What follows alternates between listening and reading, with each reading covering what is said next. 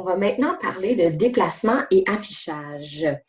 Alors, quand vous avez une présentation ouverte et que vous êtes dans le mode d'affichage normal, vous avez ici à gauche le volet des miniatures qui vous permet de voir l'ensemble des diapositives de votre présentation. Le grand volet où il y a notre diapositive s'appelle évidemment le volet diapositive. Dans le bas, il y a le volet des notes qu'on peut masquer en cliquant comme ça ici sur la barre d'état, qu'on peut faire réapparaître. Ces volets-là peuvent être agrandis ou réduits en utilisant la souris. Donc, je clique sur la bordure. Je peux agrandir mon volet de notes si je veux qu'il prenne plus d'espace, ou la même chose pour mon volet des miniatures. Je peux l'agrandir pour l'ajuster à la taille qui me convient. Si je veux me déplacer dans une présentation, je peux utiliser des touches sur mon clavier. Je peux utiliser la touche, par exemple, ici, je suis à la première diapositive. Si je veux me rendre à la dernière, je peux utiliser la touche fin. Donc, je viens d'appuyer sur fin et vous voyez que c'est la 6e diapositive, la dernière, qui est visible dans le volet diapositive. Si je veux retourner à la première, je peux appuyer sur Home, Début, Position 1, dépendant du nom de cette touche-là sur votre clavier. Donc, il devrait se situer près de la touche fin ou End. Sachez que quand vous êtes dans une diapositive, vous pouvez vous déplacer d'un élément à l'autre en utilisant la touche Tab. Donc, là, j'ai cliqué sur un espace réservé. Si j'appuie sur Tab, je sélectionne maintenant l'espace réservé pour le titre. Tab, là, je suis à l'espace réservé pour le texte et je reviens à l'image, ainsi de suite. Donc, à chaque fois que j'appuie sur Tab, je peux sélectionner différents éléments, différents objets dans ma diapositive. Alors, les différents modes d'affichage, on a déjà parlé donc du mode normal, qui est le mode qui convient pour entrer du texte, insérer mes éléments graphiques, ajouter des animations, etc. Puis, en mode normal, je peux sélectionner plusieurs diapositives à la fois dans mon volet de miniature.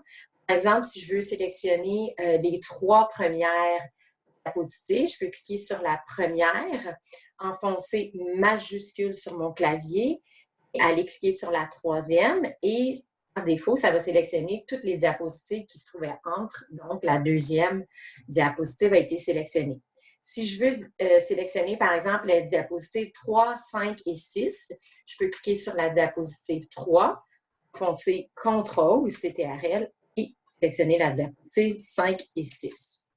Donc, les touches majuscules et CTRL sont possibles pour sélectionner des diapositives.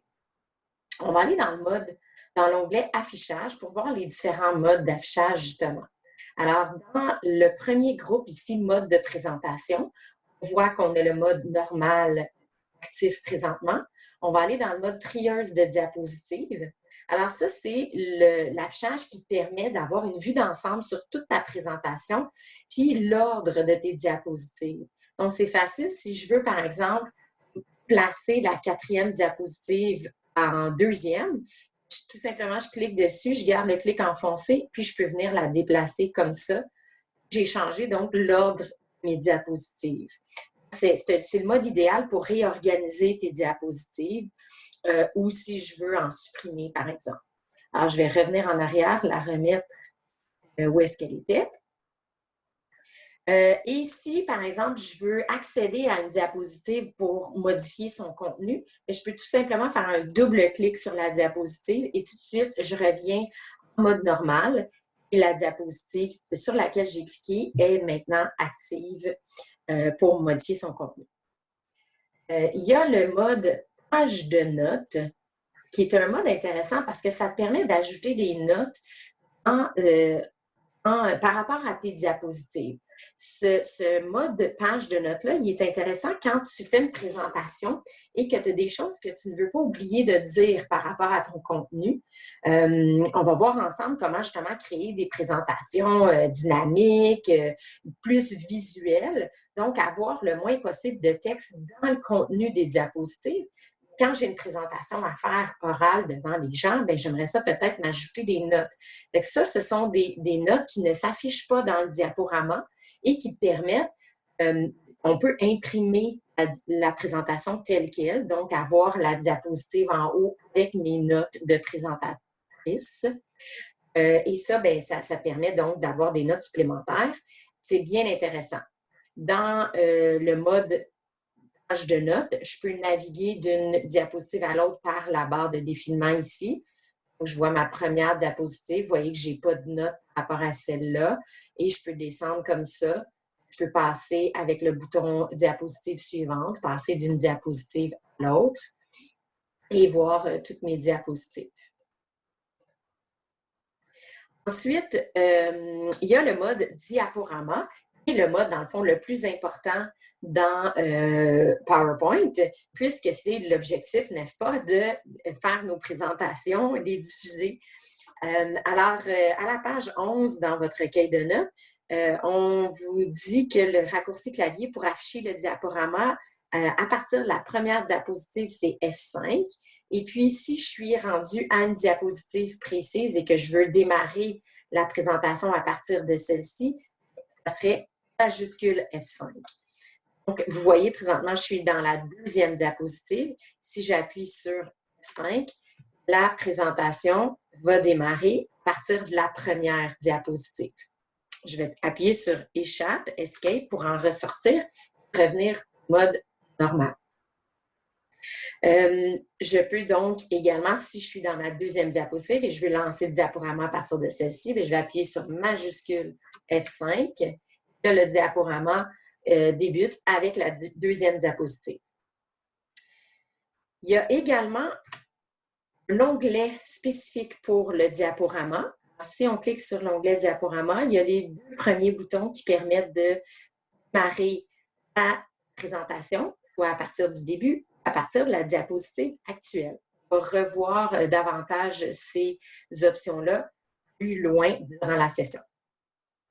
Alors, si je démarre à partir du début, quand vous êtes dans un diaporama, vous pouvez donc passer d'une diapo à l'autre, vous le savez, par soit le bouton page suivante, soit en appuyant sur Entrée, soit en appuyant sur la touche Espace, cliquer sur la souris, ou même appuyer sur la flèche du bas.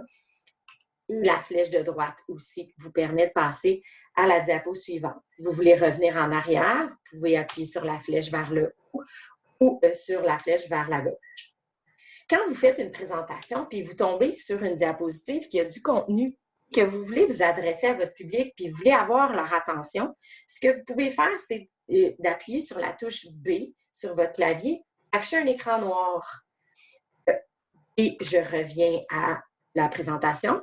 Si, à l'inverse, j'aime mieux que ça soit blanc, je vais appuyer sur W pour avoir un écran blanc plutôt qu'un écran noir. Fait que ça, c'est intéressant si tu veux garder l'attention de ton public. Alors, B pour black et W pour white. Si je veux mettre fin au diaporama, je clique sur la touche Escape ou Échapper pour revenir au mode d'affichage précédent. Le mode présentateur, il est accessible par le raccourci clavier Alt F5. Puis ça, c'est intéressant quand vous faites des présentations orales parce que ça vous permet, là, je ne pourrais pas vous l'afficher parce qu'il faudrait que je puisse diffuser deux écrans en même temps, mais c'est que sur un écran, vous allez projeter votre diaporama et sur un autre écran, vous allez voir la diapositive qui s'en vient. Donc, la diapositive suivante, ça vous permet donc de voir venir votre présentation, puis de bien vous situer, là, de savoir où vous êtes, c'est quoi qui s'en vient, et de faire des bonnes présentations bien préparées. Quand vous êtes en train de visionner votre diaporama, à partir du début, sachez que si vous déplacez votre souris dans le coin inférieur gauche, vous avez différents boutons ici qui vous permettent de naviguer d'une diapositive à l'autre, par exemple. Il y a aussi le crayon ici qui vous permet soit de générer comme une espèce de pointeur laser quand vous voulez pointer des choses dans votre présentation. Vous pourriez, par exemple, utiliser un crayon, par exemple un surligneur, et pendant que vous parlez, vous voulez encercler quelque chose, Sachez que quand vous terminez votre présentation, je vais faire Escape pour vous montrer. Il va me demander si je veux conserver les modifications. Donc, si je veux laisser les annotations manuscrites, je pourrais les conserver, enregistrer ma présentation avec ces petites indications-là enregistrées dessus. Alors voilà, ça complète le module 2.